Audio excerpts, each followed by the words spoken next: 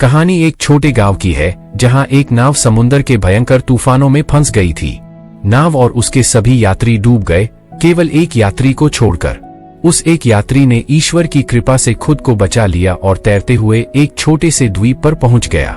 वह यात्री वहां ईश्वर से प्रार्थना करने लगा, हे ईश्वर, कृपया कोई मुझे यहाँ से बचा ले। पूरा दिन बीत गया, लेकिन कोई भी उसे बचाने नहीं आया। वह रात को रेत पर ही सो गया। अगले दिन भी उसने प्रार्थना की, पर कोई मदद नहीं आई। इसी तरह दिन बीतते गए और वह रोज प्रार्थना करता रहा, लेकिन कोई भी मदद नहीं मिली। 1 महीने बाद वह यात्री हार मान चुका था और उसने द्वीप पर लकड़ी की एक झोपड़ी बना ली।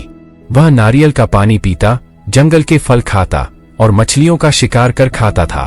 एक दिन जब उसने मछली पकाने के लिए आग जलाई, लकड़ी की आपूर्ति खत्म हो गई।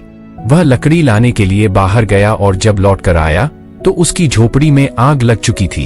यह देखकर वह बहुत उदास हुआ और ईश्वर को कोसने लगा, ईश्वर, आप बहुत निर्दयी हैं। मैंने मदद मांगी, लेकिन आपने कोई मदद नहीं भेजी।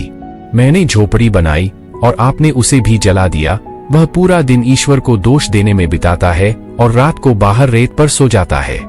सुबह जब उसकी आंखें खुली तो उसने देखा कि एक बड़ा पानी जहाज उसकी ओर आ रहा है।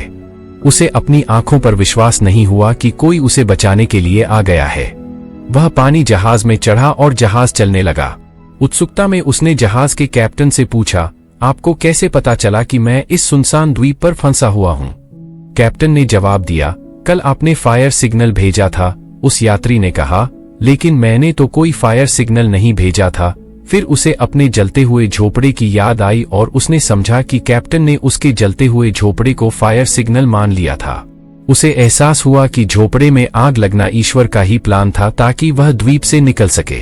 अब वह ईश्वर का धन्यवाद करने लगा। दोस्तों, हम अक्सर अपनी सीमित बुद्धि से दुनिया को देखते हैं और ईश्वर के प्लान को नहीं समझ पाते। जब भी बुरा वक्त आता है, हम ईश्वर को दोष देने लगते हैं, जबकि हमें ईश्वर पर विश्वास रखकर अपने कर्म करने चाहिए। जब भी बुरा वक्त आए, याद रखिए कि इसमें भी ईश्वर ने आपके लिए कुछ बेहतर सोचा होगा जो सही समय पर आपको पता चलेगा। इसलिए कभी हार मत मानिए और अपने अच्छे कर्म करते रहिए।